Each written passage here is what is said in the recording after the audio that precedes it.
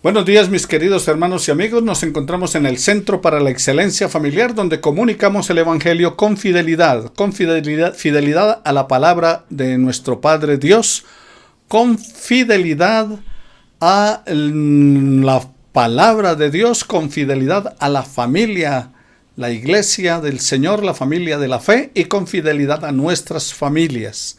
Dios es fiel, permanece fiel, y nosotros estamos llamados a seguir las pisadas de nuestro Señor Jesús.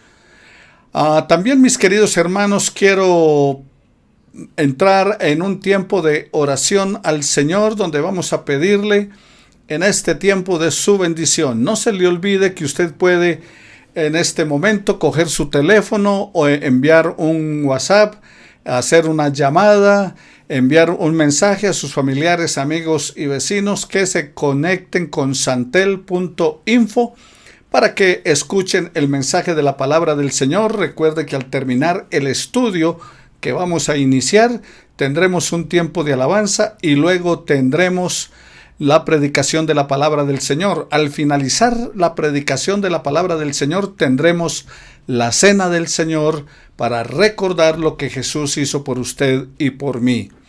Vamos a orar al Señor. Pido que tengan pendientes en sus oraciones a la familia del pastor Fabio Beltrán, quien ha fallecido en estos días. Él hacía un poco más, como un año, venía con problemas de salud muy delicados, fuertes, y también se afectó de COVID-19. Y el Señor lo llamó a su presencia. Recordemos entonces a la familia en nuestras oraciones, pero también quiero que sigan recordando en sus oraciones a Miriam y a Diana, para que el Señor también les siga fortaleciendo. También pidamos al Señor por la salud emocional de nuestros hermanos de la congregación. Hay algunos afectados emocionalmente, y la parte emocional también afecta lo físico a raíz de todas estas situaciones que se están presentando. Y no se sientan mal por ellos. A todos nos vienen momentos difíciles, nos vienen momentos de crisis, y no es por ser mal o buen cristiano, sino simplemente porque es una reacción propia de nosotros los seres humanos. Jesús también lloró lamentando la pérdida de su amigo Lázaro. También estuvo angustiado hasta la muerte cuando estaba allí en el huerto de Getsemaní antes de ser apresado. Así que en la palabra del Señor encontramos a hombres fuertes en la fe y de Cristo. Señor, afirma que no depende del que quiere ni del que corre, sino del que Dios tiene misericordia. Así que pidámosle a Dios que tenga misericordia de todos y cada uno de nosotros. Amado Padre Celestial, te pedimos en el nombre de Jesús que seas eterno Dios en este tiempo de tristeza, de dolor por la pérdida de su papá, de su hermano, de su hijo, de su amigo. Te pido que bendigas la vida de nuestra hermana Clara, la mamá de Fabio, que seas eterno Padre dándole fortaleza en este tiempo de dificultad, que también conserves la vida del pastor Nelson Darío Beltrán fuerte, le afirme, Señor, ante la partida de su hermano, y todos los hijos, Señor, de Fabio sean bendecidos por ti, que sean guardándoles. Amado Señor, gracias te damos por tu palabra, por tu infinita misericordia, y te pedimos, Señor, que seas dándole bendición a todos y cada uno de mis hermanos.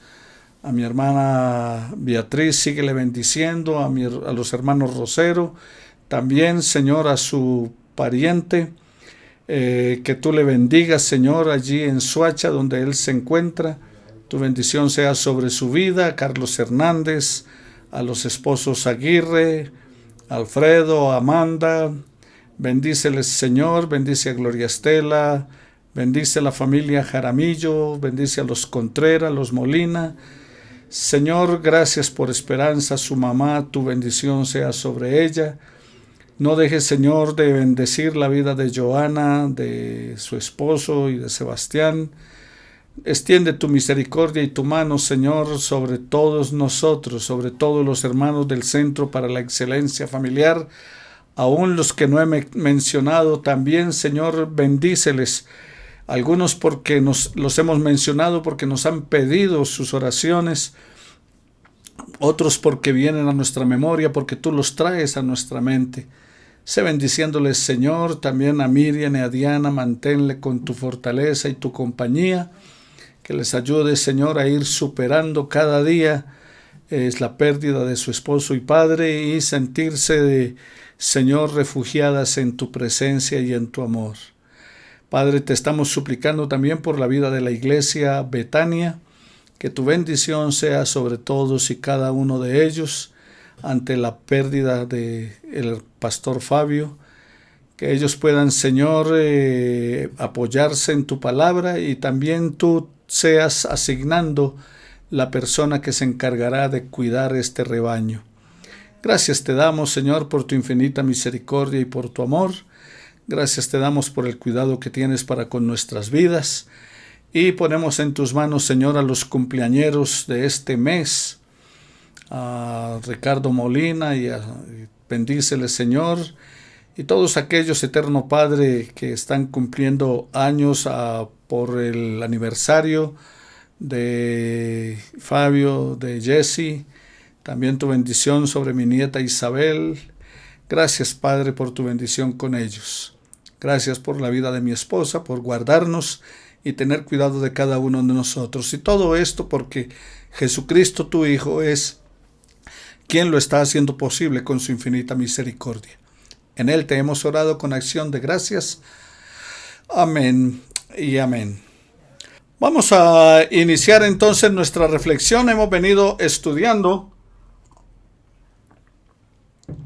el sermón desde el monte, o el sermón del monte, o el Señor en la montaña, cualquier título con el cual usted le conozca. Vamos a continuar entonces con lo que iniciamos con las bienaventuranzas. Hablando del sermón del monte, entonces allí encontramos el reino de Dios, su naturaleza y sus características. Y en esta serie de estudios sobre el sermón del monte estamos tratando sobre el reino de Dios, su naturaleza y características, como les mencioné, e iniciamos en Mateo capítulo 5 con las bienaventuranzas, donde nosotros encontramos allí los rasgos que tienen los individuos que pertenecen al reino del Señor. Mateo capítulo 5 versículos 3 al 9. ¿Y cuáles son esos rasgos de lo que hemos visto hasta ahora? Estoy haciendo un breve repaso. Primero, humildad, como dice en el versículo 3 del capítulo 5 de San Mateo. Cada una de las bienaventuranzas, la pregunta sería, ¿cada una de esas bienaventuranzas es para una persona distinta o lo es para todos los cristianos que debemos tratar de alcanzar? Estas preguntas es para que usted las piense y las reflexione con su familia. Otra pregunta, ¿hay alguna progresión en estos versículos que comienzan desde la pobreza espiritual del versículo 3 y culminan con ser hijos de Dios en el versículo 9? Tercera pregunta, ¿es posible aprender algo sin humildad? ¿Y por qué? Entonces, cuando habla de bienaventurados los pobres de espíritu, porque de ellos es el reino de los cielos, entonces hablamos de ¿qué? De humildad. En segundo lugar, tristeza por uno mismo y tristeza por otros. Bienaventurados los que lloran, versículo 4. Es lógico que una evaluación justa de la pobreza espiritual de uno produzca una reacción emocional. La preocupación por las necesidades de otras personas se incluye en esta bienaventuranza. Otra pregunta para hacer en cuanto a la tristeza por uno mismo y para otros, ¿es semejante a esta idea a la que se encuentra en Isaías capítulo 6, versículos 5 al 7 y en el Salmo 51, 17? Es para que lo trabajen ustedes allí en casa. Esta idea de los que lloran, que serán consolados, de los pobres de espíritu, ¿es semejante a esta idea a la que usted encuentra en Isaías capítulo 6, versículos 5 al 7 y en el Salmo 51, versículo 17? Tercero, sumisión a la disciplina de Dios. Versículo 5. Mateo capítulo 5, versículo 5. Sumisión a la disciplina de Dios. ¿La humildad es sinónimo de debilidad? Una pregunta. ¿Ser humilde es sinónimo de debilidad? ¿Cuál es su opinión? Número 12:3 dice que Moisés era manso. ¿Cuál es su opinión? ¿Era manso? En las 3 primeras bienaventuranzas puede usted encontrar los 3 pasos que son necesarios para la salvación. ¿Cuáles son? Compártalo allí con su familia. En cuarto lugar, hambre por el sustento espiritual. Versículo 6. Bienaventurados los que tienen hambre y sed de justicia. Son los deseos fundamentales que tenemos. Ahora, la pregunta es si esos deseos fundamentales que tenemos de comida y de bebida pueden ser comparados con la necesidad que el hombre tiene de Dios. O sea, si para esa misma necesidad que tenemos de comer, de beber, es la misma, sería una necesidad tal de tener a Dios. Isaías capítulo 55, versículos 1 al 3. Allí encontramos en ese texto un presagio del cumplimiento de Jesús como pan de vida. En quinto lugar, demostración de misericordia. Bienaventurados los misericordiosos porque tendrán misericordia. ¿Cómo interpretaría usted este texto de Mateo capítulo 6, versículo 12 y Mateo capítulo 18, versículos 31 al 35? ¿Cómo lo interpretaría usted hablando acerca de misericordia? Demostración de misericordia. Usted puede coger en la palabra e investigar en qué otras partes allí del Sermón del Monte, recuerde capítulo 5 al capítulo 7, en qué otras partes de este sermón requieren conformidad con una naturaleza misericordiosa, con la misericordia de Dios. Mateo capítulo 5 versículos 43 al 46, al 48. Mateo 5, 43 al 48. Otra pregunta, ¿qué oportunidades tiene usted de demostrar misericordia? En sexto lugar, propósito determinado para ser admitido en la presencia de Dios. Los limpios de corazón verán a Dios. La pregunta es, ¿puede el hombre moderno ver a Dios y conocer su realidad? Otra pregunta. ¿Hay algún otro motivo adecuado para la pureza moral incondicional? Recuerda que la pureza moral no es la autojustificación. O sea, no, es que yo no soy tan malo, yo no he hecho cosas tan malas. O la mentalidad farisaica de que ellos pensaban que eran tan buenos que Dios tenía que recompensarlos. Recuerda Lucas 18, allí del versículo 9 y siguientes, donde el hombre orando en el templo del fariseo, es que yo no soy como los demás, yo sí diezmo, hago oraciones, ayuno. Saben, esto nos obstaculiza la visión de Dios cuando pensamos que nosotros somos autosuficientes espiritualmente. En séptimo lugar, los hombres de paz actúan como Dios. Los hombres de paz actúan como Dios. Y entonces entramos a la bienaventuranza que vamos a tratar en el día de hoy. Dichosos los que trabajan por la paz. Mateo capítulo 5, versículo 9. Bienaventurados los pacificadores. Lucas capítulo 2, versículo 14. Romanos capítulo 12, versículo 18. Hebreos capítulo 12, versículo 14. Este versículo 9 nos presenta el contraste con los reinos mundanos que se ve en todo el pasaje. Es especialmente grande. ¿Por qué razón? Porque en ellos la más alta honra y la estimación, el mundo se la tributa ¿a quién? A los guerreros, a los valientes, a los luchadores. Pero bajo el reinado mesiánico se le dan a los pacificadores, no a los guerreros, no a los violentos. Bienaventurados los pacificadores, los que efectúan la paz entre sus enemigos. Ahora, puede darse por sentado que serán pacíficos en su propia disposición y conducta, que se esforzarán por mantener la paz, así como por restaurarla, cuando esta paz esté siendo perturbada.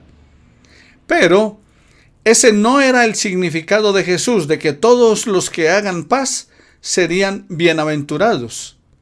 La bienaventuranza de Jesús debe haber caído como un baldado de agua helada para los corazones de los oyentes, que ellos pensaban, estaban esperando que había llegado el tiempo del Mesías, y que el Mesías entonces iba a traer la libertad con espada, que iba a expulsar a los romanos y que ellos iban a ser libres y se le devolvería la gloria a Israel, que era el tiempo de proclamar la guerra hasta el fin contra los principados de los gentiles que estaban a su alrededor, especialmente de los romanos, que en ese momento los estaban dominando.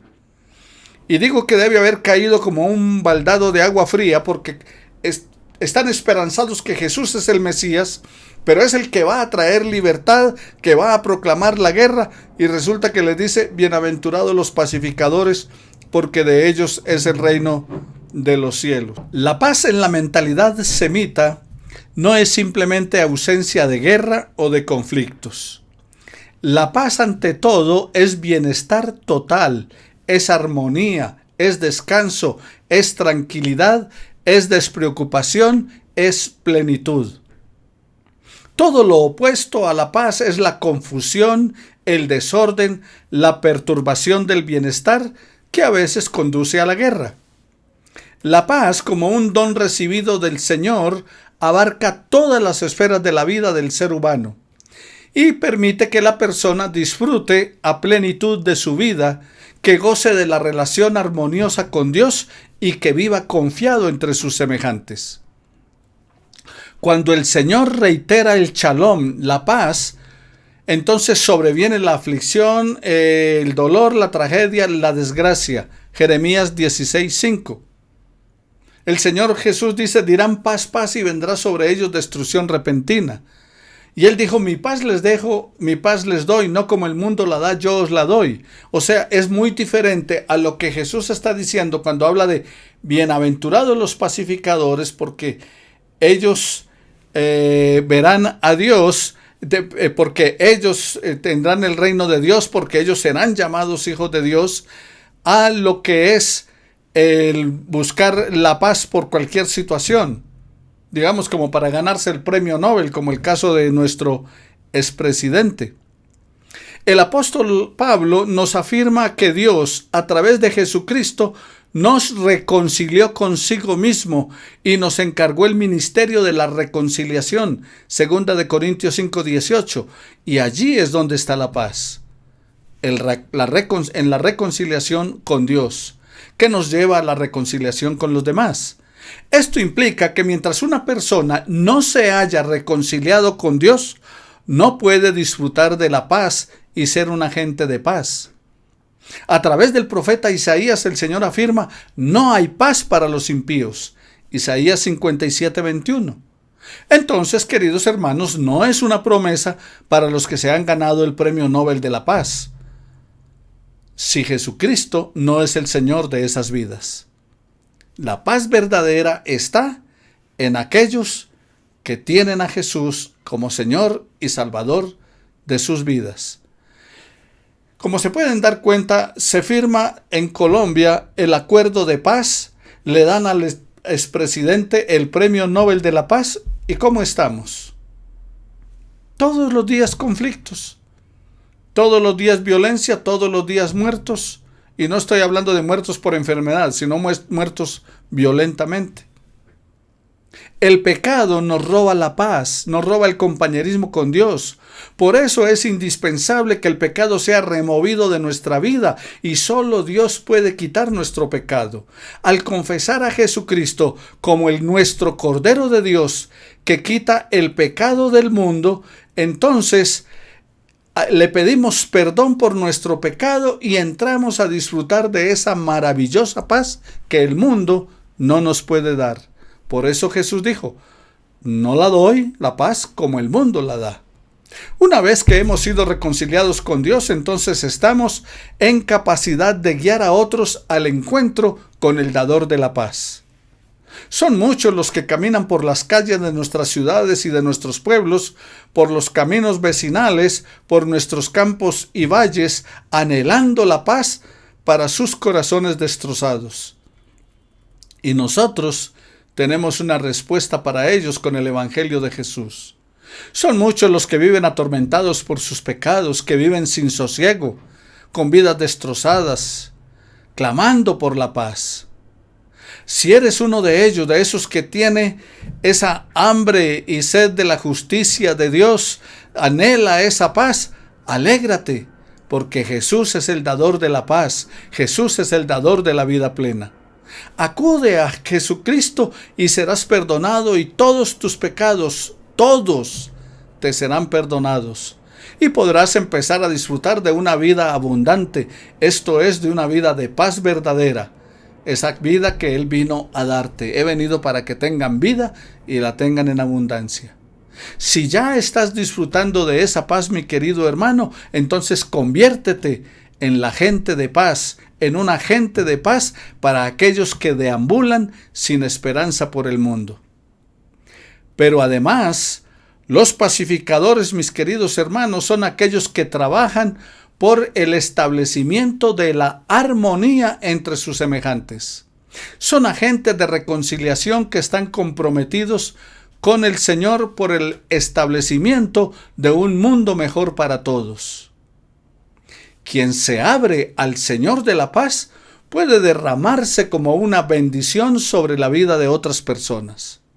Solo aquellos que han permitido al Señor entrar en sus vidas tienen sus corazones de paz, de esa paz que sobrepasa todo entendimiento.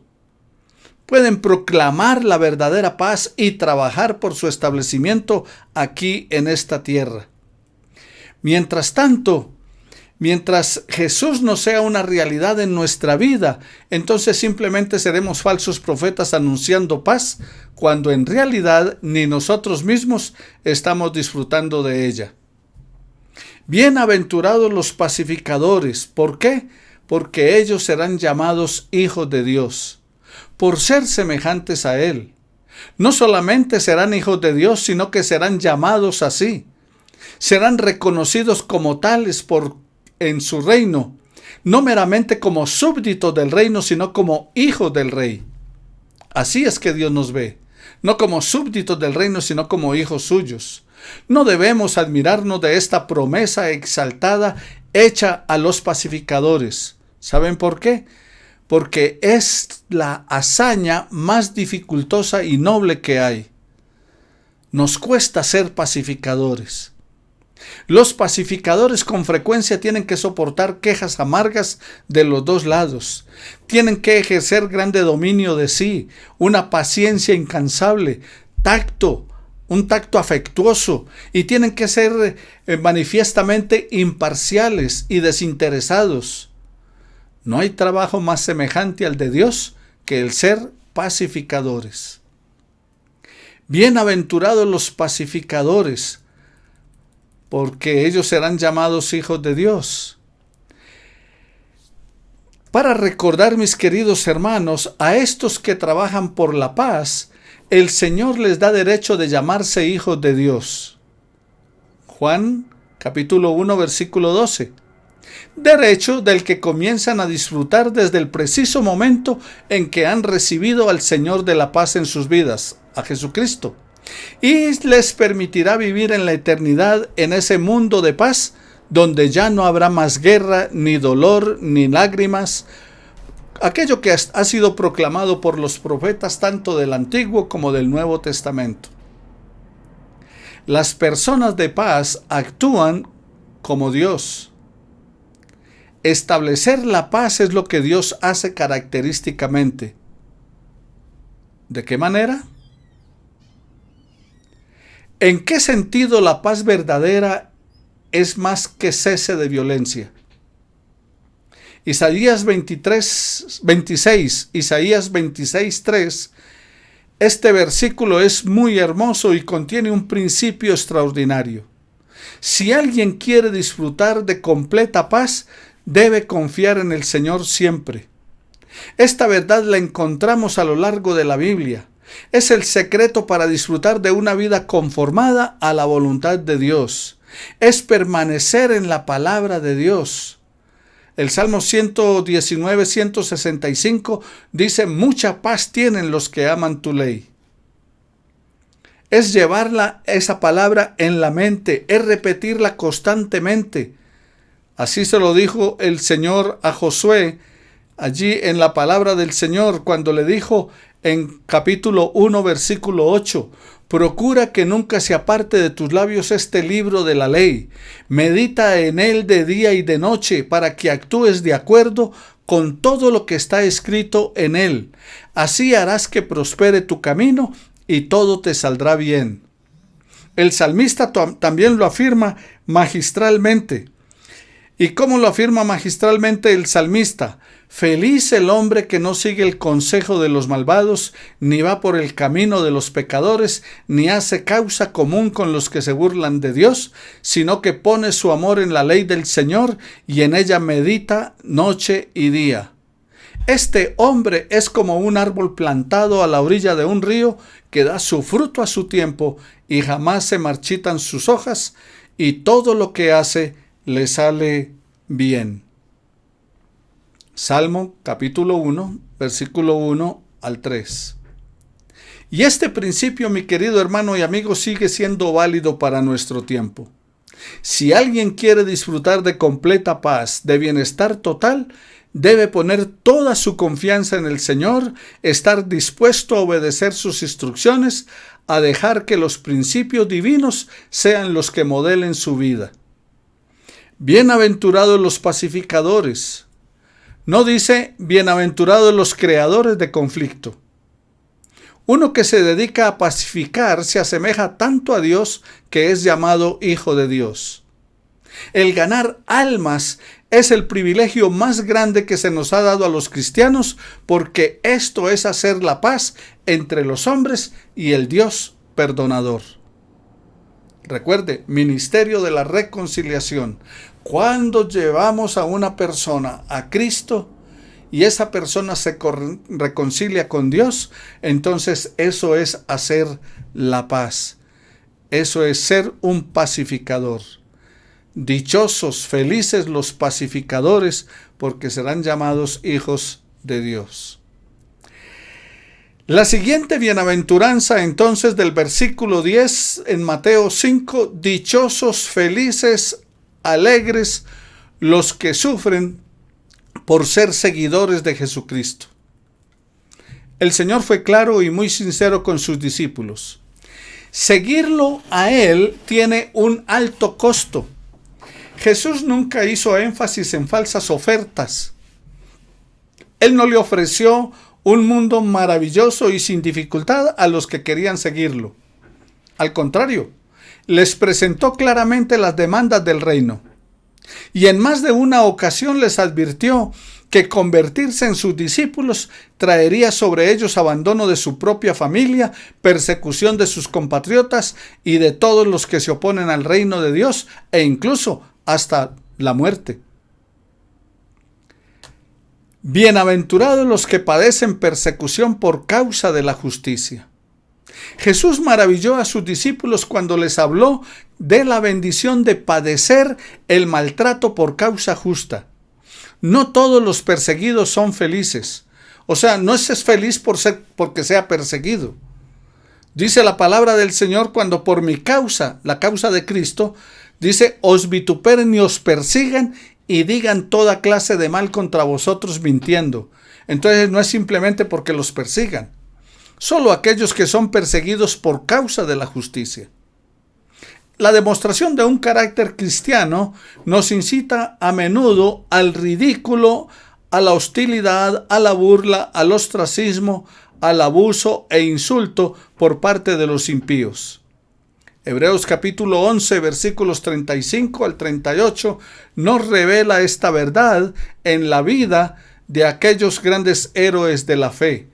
Con sus vividas expresiones encontramos allí cómo ellos fueron gente que padeció a consecuencia de su fe, de seguir a Jesús. Jesús dijo, gozaos. Allí cuando dice, bienaventurados seréis cuando por mi causa, el término bienaventurado es feliz, gozoso, entonces gozaos. Y ¿sabe qué es lo que dice esta expresión? Es saltar de gozo. O sea, no es un gozo pasivo, no es un gozo quieto, sino saltar de gozo, porque tal persecución lo asocia con uno de los profetas más notables. Lo asocia a uno con el Salvador.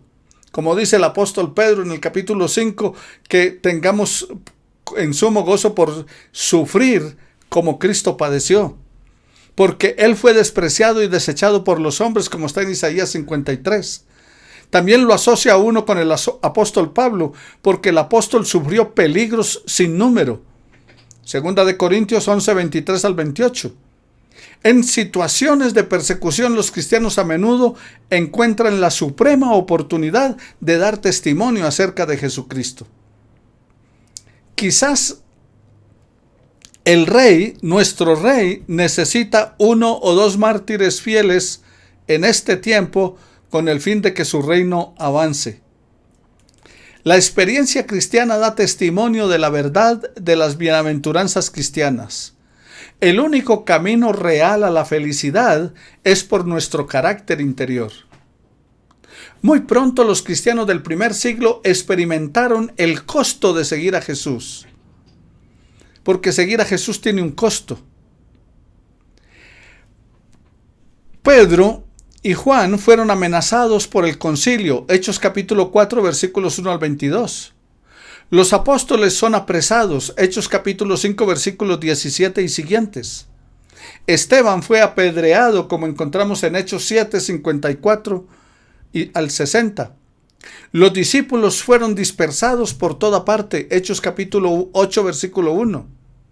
Santiago fue ejecutado por Herodes, Hechos capítulo 12, versículos 1 y 2.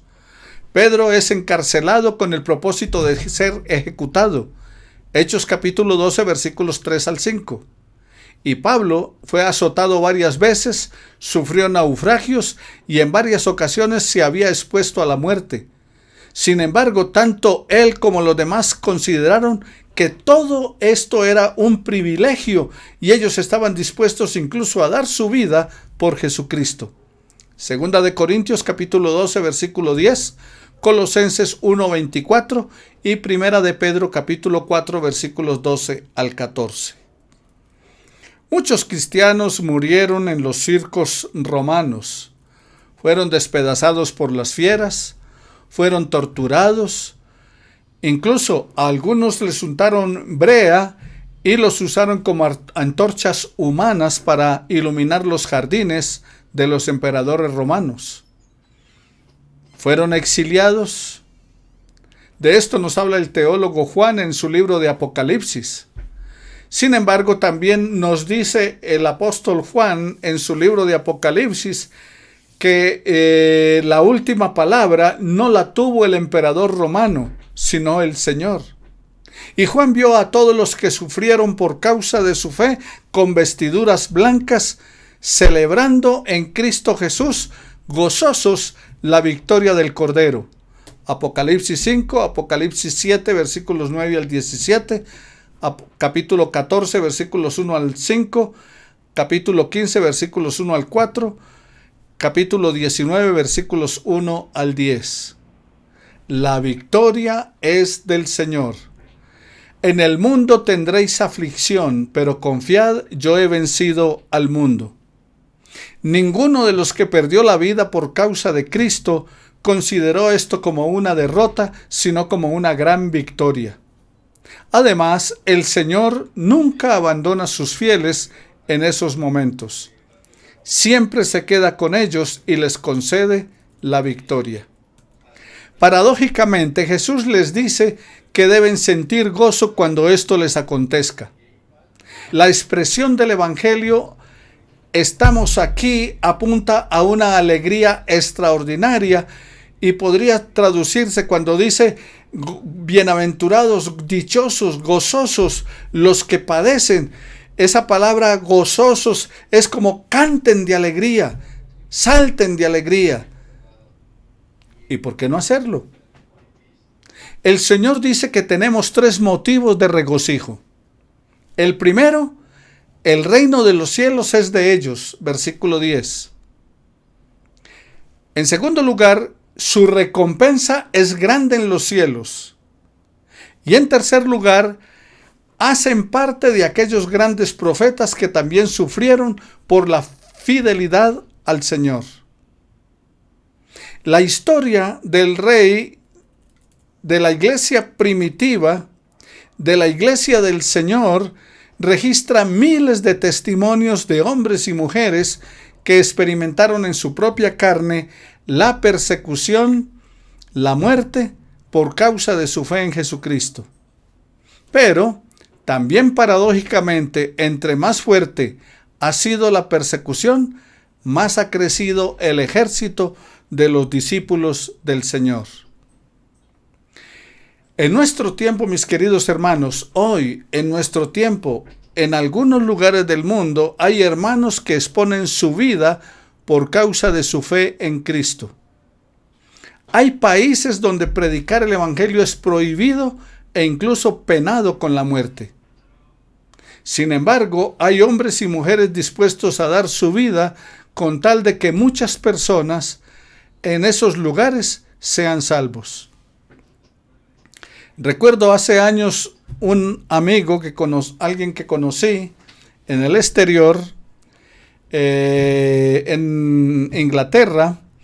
Él fue tomado preso en Marruecos y estuvo 8 días en un calabozo solo porque le encontraron un tratado cristiano en su maleta. Solo por un tratado. En el aeropuerto requisaron su maleta, le encontraron el tratado y lo llevaron a un calabozo. A los 8 días después de tenerlo allá con fuertes interrogatorios y torturas, lo sacaron, lo llevaron al aeropuerto y lo deportaron. Lo único que conoció de ese país fue esa mazmorra, solo por tener un tratado. Ahora se imagina aquellos que están allá. Incluso algunos son aún denunciados por sus hijos o por su esposo o por su esposa. Hoy, cuando escuchamos la predicación de un evangelio despojado de la cruz, es urgente recordar a los seguidores de Cristo que no puede haber corona sin cruz. Hoy nos venden un evangelio facilista. Hoy nos venden un evangelio de prosperidad desdibujado totalmente del padecimiento de Cristo en la cruz. Hay quienes están dispuestos a seguir al Señor hasta cuando llegan las pruebas, pues solo quieren un evangelio de fiesta, un evangelio de bendición que les profeticen todo lo bueno, ya que son simplemente hinchas emocionales, pero no discípulos fieles. El evangelio, mis queridos hermanos, no es barato.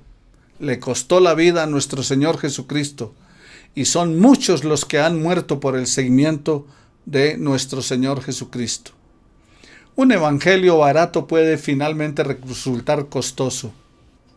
La pregunta es, ¿estás dispuesto a seguir a Jesús aún si esto significa martirio?